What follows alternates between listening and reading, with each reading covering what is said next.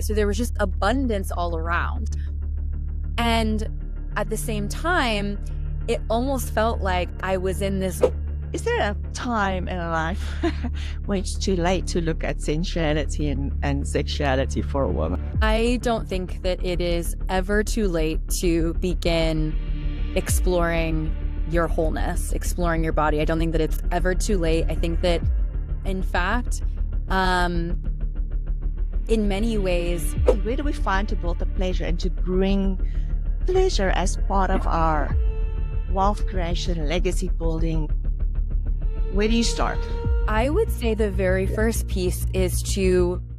Joining me today is our radiant Leola. She's founder of Talk Tantra to me. Leola's a pleasure priestess, embodiment coach, mentor, author, and I'm leaving a whole lot of stuff out, Leola. But what I love most about you, and I'm so happy to have you here with me, is your dedication to create through pleasure and to make money while having a lot of pleasure in your life.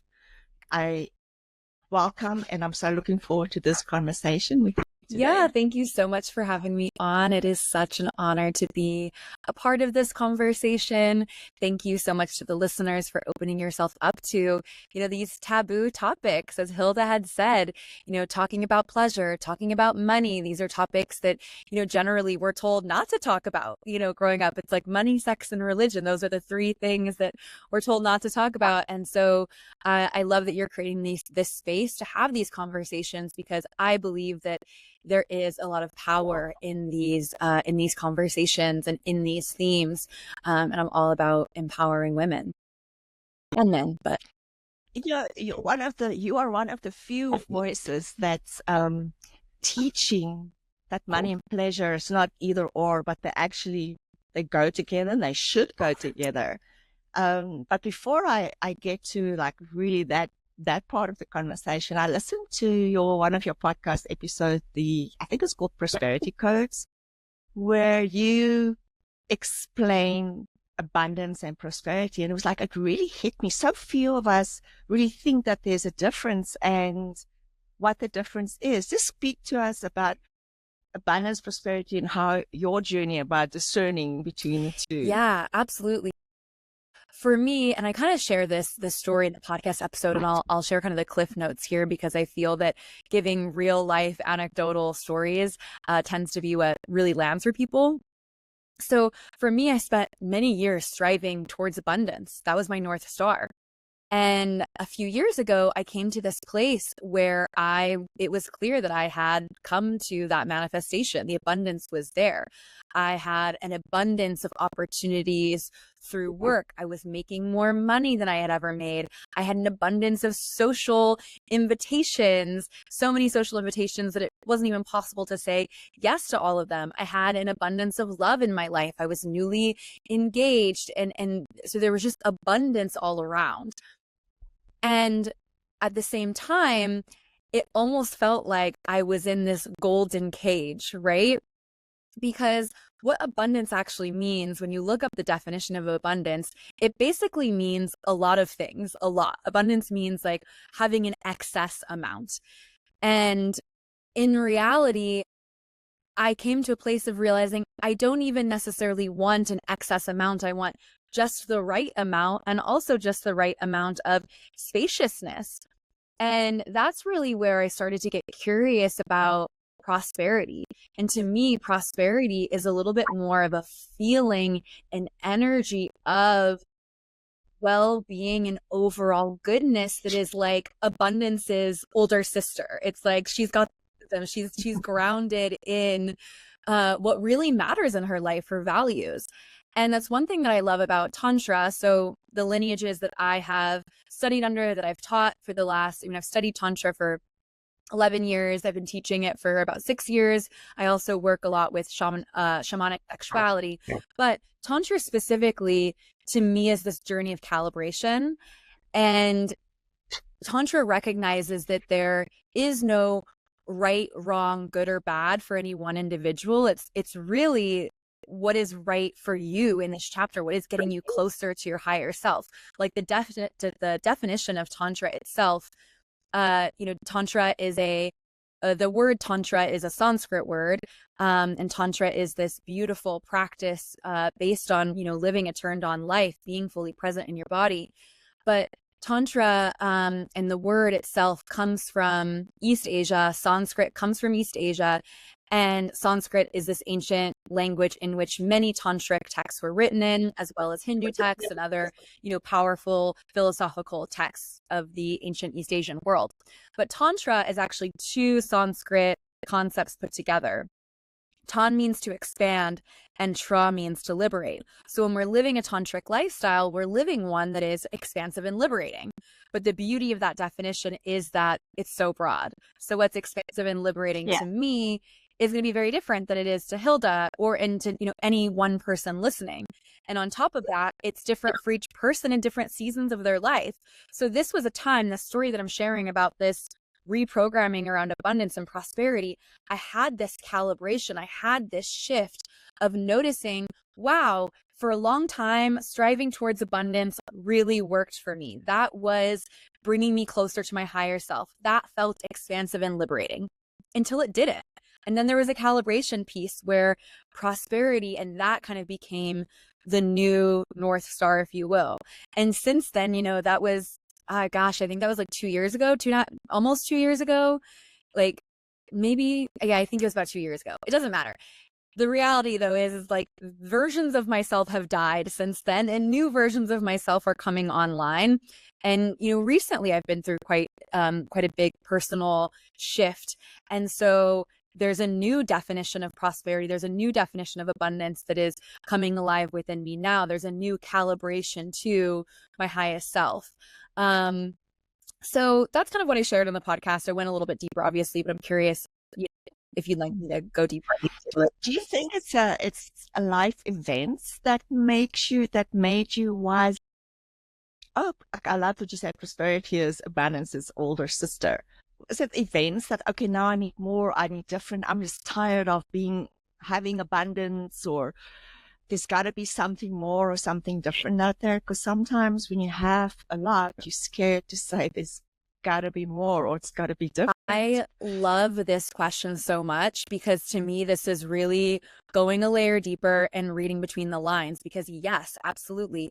And I would go even further than to say it was life events. To me, it's really this act of treating the body as a mystery school and noticing how the body is interacting with our environment, with our day-to-day, with the events, opportunities, people, world events, internal turmoil, like whatever's coming up. It's like it's, interesting because in that chapter of my life where things were very abundant on paper, I didn't feel good fully. Like I didn't feel like I was like, I thought that I would feel different at this place. And my body is giving me these signals that something is off. Like there's some opportunity, there's some invitation to be more in alignment with my possibility for expansion and liberation. So it takes a level of self-attunement and awareness to be able to be with those subtle shifts within us and listen and not just say, oh, well, I'm going to double down then on the abundance and keep going. Like, it's like, no, I'm going to use this dis-ease that I'm feeling to get curious about what gets to shift. And I think that that's very difficult for a lot of us today because there's just so much distraction. First of all, we've been conditioned to shut down our feelings and emotions. We've made them bad or wrong, and we've been rewarded for doing so. Like we're rewarded for toughening up and pushing through. And I think that there's a time and a place for that. Don't get me wrong, but by and far, we're doing that way more than we're tuning in and listening. And then on top of it, we're addicted to our work very often. We're addicted to TV. We're addicted to dramatic relationships, and those are other ways that we bypass the body as a mystery school and what's actually going on with it. Yeah. And I think throughout my life and what just we learned that it's a man's world. So you have to work hard for your money. What is this thing called fun and pleasure? I mean, are you crazy?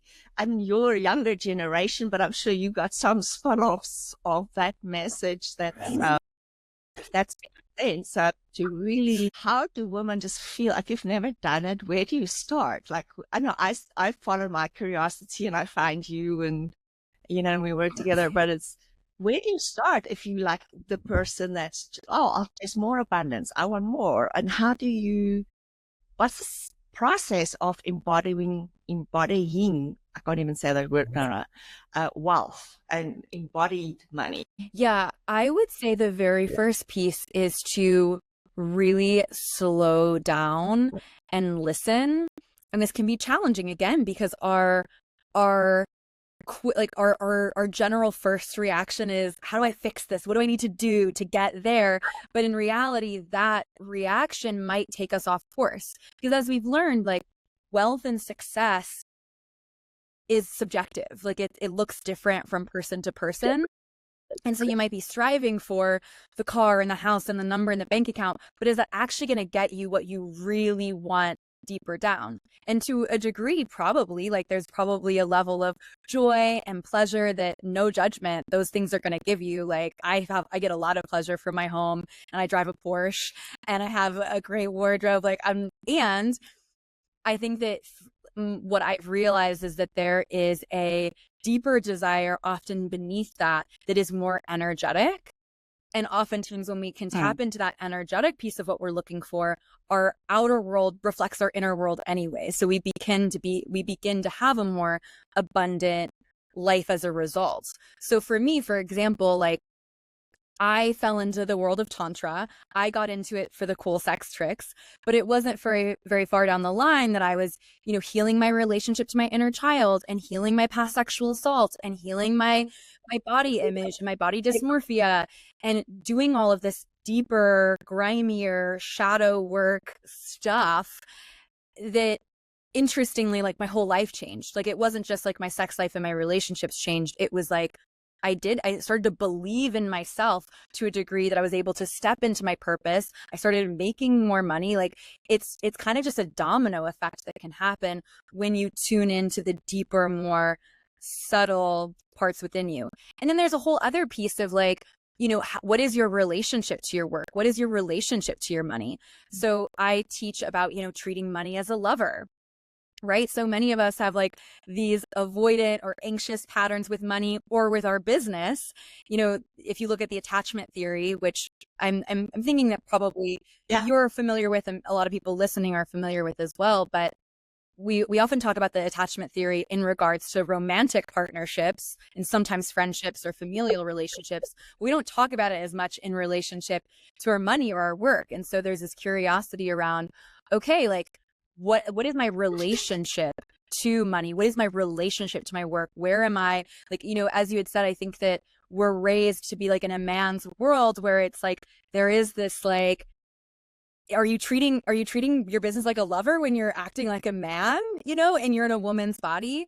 Probably not. You're probably abandoning a lot of the feminine superpowers that could really empower you to have what I would call right relationship with money, or right relationship with your business. That's really interesting, because, like you just said, the attachment, you only think that is like, you're avoidant in a relationship, or you're anxious in a relationship, but you probably find that everywhere, that attachment flowing around everywhere. And so when you healed your inner child and your inner trauma work, and what I heard you say is that helped you heal relationship with money and wealth and abundance. Is that what helped? Did that help you? Yeah, I think that for me, the relationship to money and to my purpose work was deeply intertwined with my inner child wounding. I grew up in an environment in the Midwest where, to this day, the median income is like $35,000 a year, which is quite a bit below the national average, and is, like, a fraction of what I'm making today. And so for me, I grew up in this environment where everything was expensive. I wasn't worthy of having the things that I wanted. I couldn't do the things that I wanted to do with my life. Anything that I wanted to do, or the places that I wanted to go, it was going to be too hard, too expensive, too much. Like, there was just all these stories around money. And there were also these stories around people that have money are bad or selfish, or people that want money are selfish, or people that desire to have abundance are, they don't have their priorities straight, like all of these stories, which which can be true, absolutely. But there's also this whole other side of the story where, money, for example, is this neutral energy. It can be used to, fund war. It can be used greedily and hoarded. It can create more division and separation. Political campaigns are tons of money. They're just like people pitted against each other. It's like money can be used that way, but money can also be used to create opportunities for people. Money can save lives. Money can make dreams come true. Like there's so much positivity as well. And so the same is true of wanting money. Like for a long time, I felt like, well, I should, if I'm going to do my manifestation rituals or my sex magic, I should be calling in world peace or the end of all abuse, which are also great things to, channel your energy towards. Having an abundant, being abundant, making lots of money is also a great way that I can make the world a better place, because I know that I'm going to be an immaculate stewardess of money, and that every dollar that comes my way, I'm going to put back into circulation in a way that is investing in the future of our world. So, for example, it can be as small as like, I'm not, spending my money at McDonald's. I'm buying amazing, fresh produce from the farmer's market and grass-fed meat and investing in stewards of the land that I trust, right? And like, it's in these little ways I know that the money that I'm putting back is I'm investing in my betterment and the betterment of the world. And so it's actually in everyone's best interest for me to have more money. It's in everyone's best interest for you to have more money. It's in everyone's best interest for probably anyone listening to this podcast to have more money, because people listening to this podcast, I trust to make wise decisions with that money.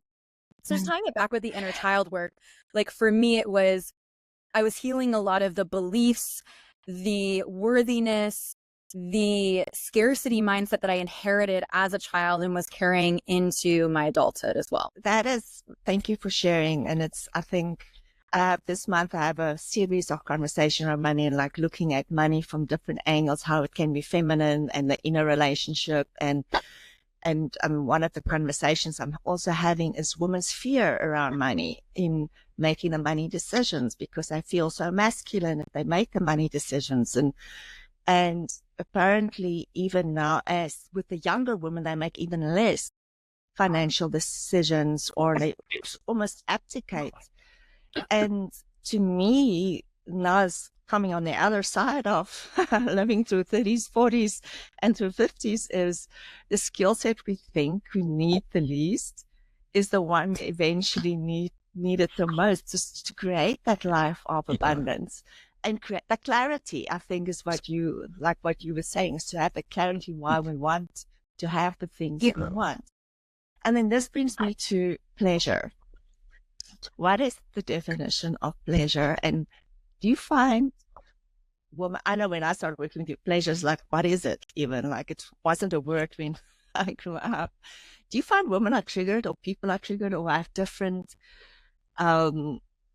I don't say trigger is a strong word, but have different meanings what pleasure is? Yeah, absolutely. And I'll say that, as humans, we are meaning-making machines. And I'll also say that our vocabulary, the language, English language, even other languages, even just thinking about like the word love, right? Like you can say, I love ice cream, and you can also say, I love my husband of 40 years. And it's like, that's a very different expression. And I think that the same is true of pleasure. And I think that pleasure can be triggering to people for many reasons.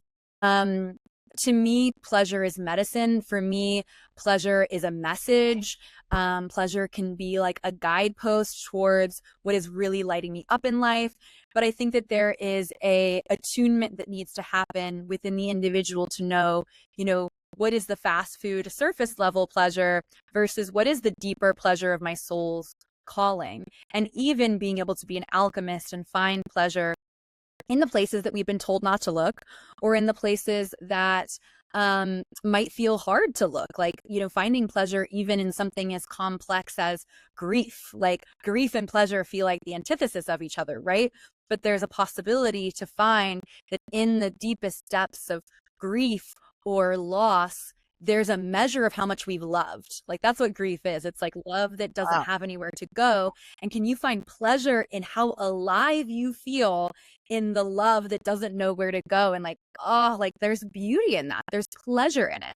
And that's a lot of what the tantric path is as well. It's like seeing the divine in all things, like being willing to use your human experience as an alchemist to see the beauty all around you. Even like it's easy to see the beauty in, you know, the lotus flower, or in the orgasm maybe, but can you find it in the grief? Can you find it in the anxiety? Can you alchemize that and see the lesson, see the juiciness in it? But I think female pleasure specifically feels challenging for people because there's so much power in female pleasure. So kind of going back to what I was saying at the beginning of our conversation, you know, there's three things that we grow up, like, I mean, I know that you grew up in South Africa. I don't know if it was culturally different in any particular way, but growing up where I grew up, I was told there's three things that you don't talk about. And that's money, sex, and religion. Right? And so these days, like those are three of my favorite subjects. I mean, they're so taboo. There's so much controversy. There's a divine rebellion in it. Like, and I'm like a sacred rebel. I get off on being naughty in these particular ways. But what do these all have in common? Money, sex, religion. It's power. All of these three topics hold so much power. They are immense generators of power.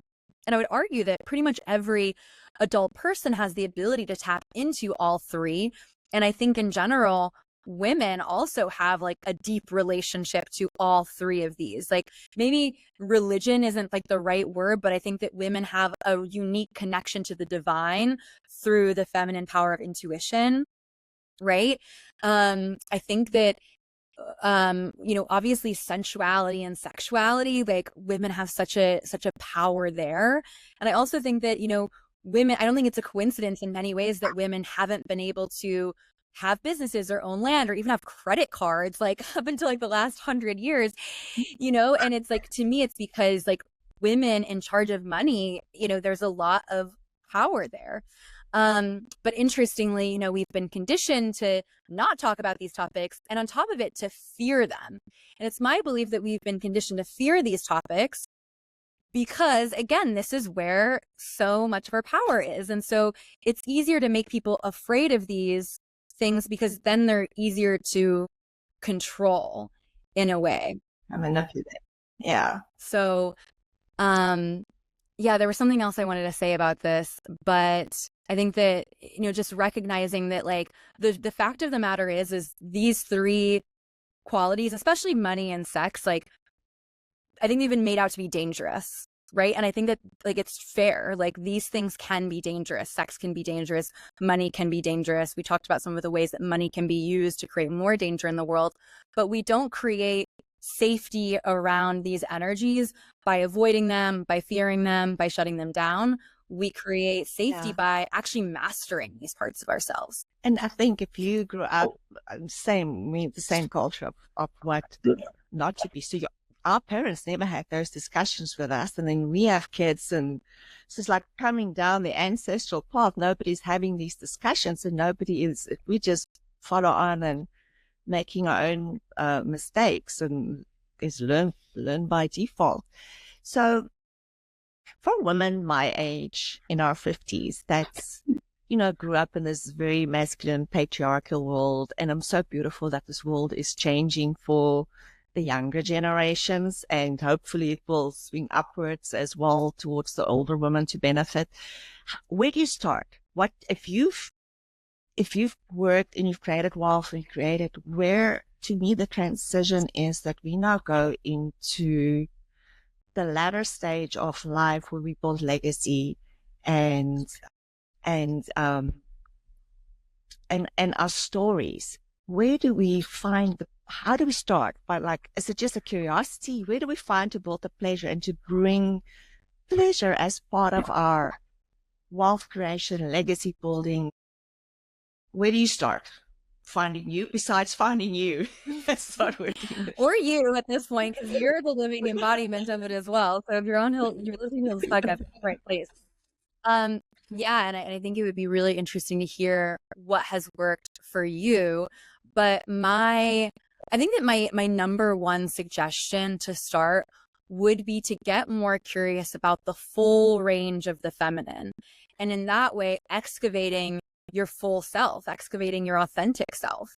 Because to me, in this world that is hyper masculinized, as women, we have in some ways, and I went through this path. Like to me, I grew up, I noticed that male qualities, unconsciously, I noticed that male qualities were the ones that were being vilified, celebrated, etc. So I kind of just became like a man in a woman's body. And I think that a lot of women can relate to that. And I think that there's even something to be said for the wealth that has created, or the success that has created. Like to a degree, I learned a lot from that. And at a certain point, it was exhausting. And I also hit a ceiling. Like there just wasn't anything more for me to do. And so the path that I've seen work over and over again for women is to be more curious about all of the feminine archetypes, and specifically the dark feminine archetypes. So we have the light feminine, right? And the light feminine is like the mother and the maiden and the lover girl, and the part of the feminine that is generally celebrated by society, which is great. We love those archetypes. But then we also have the dark feminine, and the dark feminine archetypes are ones that haven't been as societally accepted, have generally been demonized, but again, where a lot of the power lies, especially in our ability to create. So you think about the dark feminine and like darkness, and people make like, oh, it's, all love and light, and the dark is bad and wrong and scary. It's might be scary, but only because it's unknown. It's like the darkness holds a mystery, but there's also great transformation available in the dark. Like you think about the creation of, a baby in the womb that's in the dark. You think about the seed in the soil that sprouts into a seedling and then becomes a beautiful flower or fruit that we can, that will nourish us. Like that starts in the dark. The caterpillar and the chrysalis becoming the butterfly. That's all in the dark. And so there's just as much godliness and divinity in the dark. There's also shadow in the dark. There's also shadow in the light. We have like in the light feminine, you have the naive girl that's easy to be manipulated. You have the controlling mother or the martyr mother. Like those are shadows of the light feminine, which are also weirdly celebrated in our culture and vilified. And we're like working to deconstruct that. But, Wow. there's shadow in the dark as well. But there's also holistic divine expressions of the dark feminine. And I think that I would suggest any woman to fully lean into those archetypes and excavating the superpowers that are there. So there are three main superpowers in the dark feminine. The first one is her wild woman emotional expression. We grow up thinking like, women that cry are crazy, and like, oh, she's on her period and there must be something, like she can't make any decisions. Like it's so mad. It's hysterical. But in reality, like women have such a capacity to have compassion and to feel deeply and to make their mess into a message and their pain into their purpose. Like I see you doing that. Like that's what you're doing with this podcast in many ways. Like you're taking your journey that was crunchy and painful at times and making it into purpose and inspiring people along the way. Like that is such a superpower of the feminine. Another great example is Cheryl Strayed from Wild. She's a woman that in her early 20s got divorced. Her life fell apart. She did this solo hike up the Pacific Coast Trail, found herself, wrote this amazing book that was then turned into a movie. And it's since inspired, millions of people that may have experienced divorce, may have experienced their life falling apart, but she made art of it. Beyonce does a great job at this as well. Artists in general are really great at channeling this emotional capacity of the feminine. So like that's one superpower of the feminine. You're not crazy. You're not too sensitive. The rest of the world is just numb. They're just numb. They're overstimulated. They're desensitized. So that's one superpower. The second one is sensuality and sexuality. So this is like in the, wholesome reflection of the dark feminine, the divine dark feminine. It's she who uses her sensuality, her beauty, her light, her love, her radiance, her smile, her body, her essence to seduce the world into a greater good, to be evidence for other women, to really just like fully be in her body and explore the pleasure of this unique lived experience and remind other people, hey, like we are here. There are waterfalls to swim in. There are flowers to smell. Like, look at me. Like I'm here in my birthday suit living life. Like that is the integrated reflection of, you know, the pleasure priestess or the seductress. But then there's the shadow, which is she who uses her seduction to manipulate people, to get what she wants, to tear families apart potentially, right? And then you have the third superpower, which is intuition, the wise woman. And so the wise woman is, you know, really connected to something outside of herself. She can find God in her body. She's not running to science, religion, her elders, or any other authority first for an answer. She's connecting to her higher self and to something outside of herself and tuning in. And she has a great level of discernment as well. And then, of course, there's the shadow of like the wicked witch, which is what most of us think of. But, you know, in reality, witch, the word witch etymologically means wise woman. And it's word witch has been bastardized and demonized over thousands of years. But like, you know, witches were midwives. They were ones that were helping, you know, babies come into this earth. They were healers. They were creating medicine from the earth. And, you know, we're eventually, again, like that power was threatening to pharmacy and the doctors coming online. And that's why you see these witch hunts in the 16 and 1700s, just as the healthcare, you know, industry started to become more organized. So really interesting stuff here. Just tying a bow on it, that would be my suggestion for women that are wanting to make this shift, would be to explore more of those archetypes, step into or create your own safe and sacred spaces to explore those parts of yourselves. And for people that's curious about it, I have done episodes on talking about the archetypes and about feminine and the feminine essence. So just go listen to some of the other episodes and you'll get some more. I'm so glad you bring the archetypes in it, because you think archetypes in the line of femininity or in relation, but you don't always think how it can also benefit legacy and money and wealth and abundance, and it comes into play wherever we are. And in and sometimes you just get your 60s and you're tired because it's been a long journey. Yep. And just to use, especially the dark feminine, as to resource and as energy to build the next phase of your life, going forward. Do you think, is there a time in a life when it's too late to look at sensuality and sexuality for a woman? I don't think that it is ever too late to begin exploring your wholeness, exploring your body. I don't think that it's ever too late. I think that, in fact, in many ways, the older you get, the more juiciness that is available, because there's a whole world of wisdom within you ready to be untapped. I've worked with women, you know, of pretty much all ages, like up into, you know, 70s and onwards. And it's such an honor to see that aliveness come up. And there's also a lot of frustration for these women to say, God, I like went this long. Like, how did I go this long? You know, and I think that there's a lot of forgiveness that we get to have for ourselves and even for the world. Like, we're all doing our best until we know better, right? But I don't think that it's ever too late. I think that the other piece is exploring your sensual self doesn't need to be this outward production. It doesn't need to be, you don't even need another person.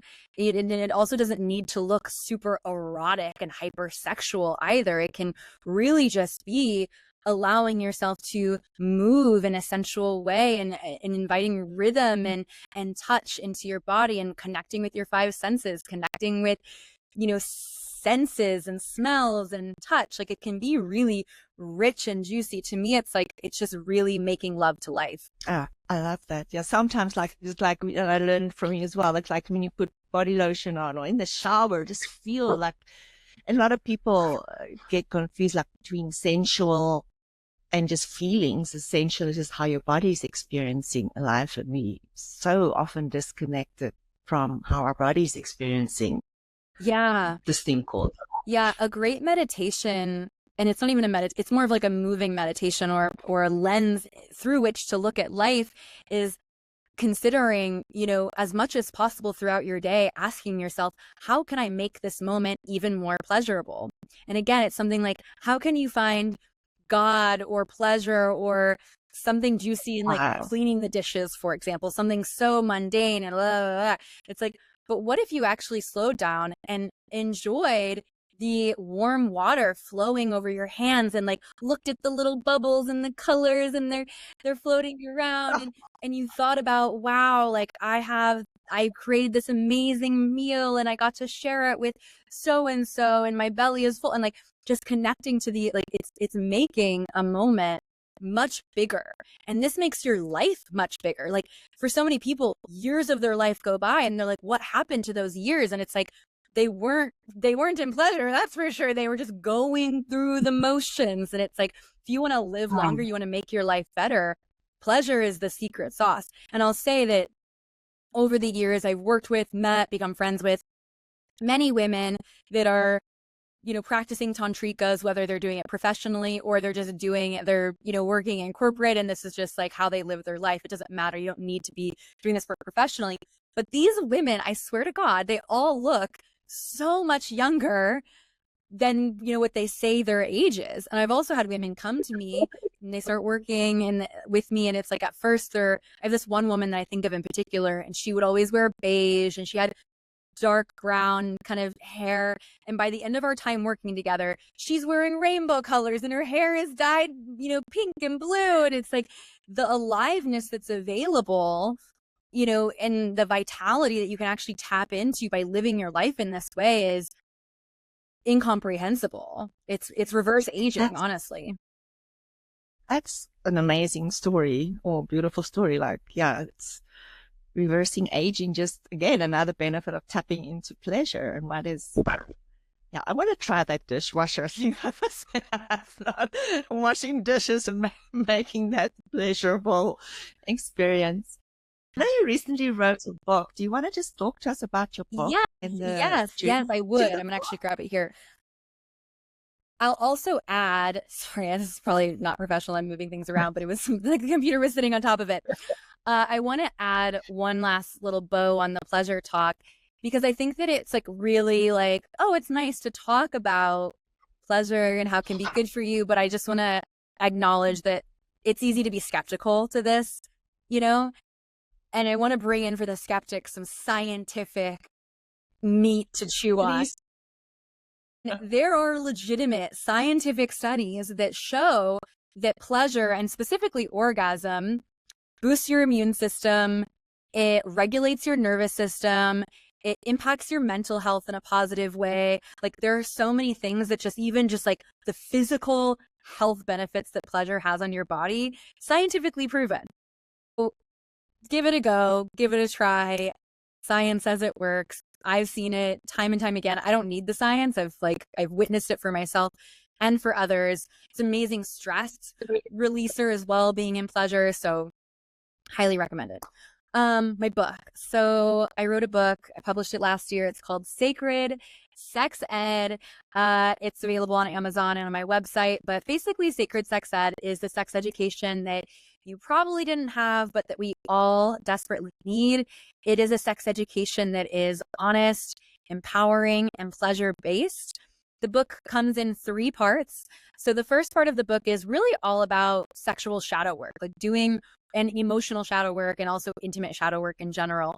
But it's all about looking at the ways that we have experienced intimacy, relationships, and sexuality, and how that is possibly and probably impacting our current expression in a negative way. So we're looking at, our early sex education, we're looking at early sexual experiences, we're looking at any type of like traumatic experience. And what I'll say is that it's my belief that our sex education in America, at least, is like inherently traumatizing. Like, you don't need to have experienced like a non-consensual assault or otherwise to have sexual trauma. It's even just like the way that we talk about intimacy and sexuality that is traumatizing. So the first part of the book is really just like clearing out the gunk. I also like give really interesting examples of, the ways that through history we have begun to make sex out to be bad or wrong, and how to like let that go. And then the second part of the book is called the second part of the book is called Expand Your Awareness. First part is Illuminate Your Shadows. The second part is Expand Your Awareness. So now that we've like cleared out all the gunk and done the sexual shadow work, the second part of the book is about really building your menu, expanding your awareness of what is possible for intimacy and relationships and sexuality. Really, like, I think that a lot of us get one blueprint of what intimacy or sexuality is going to look like.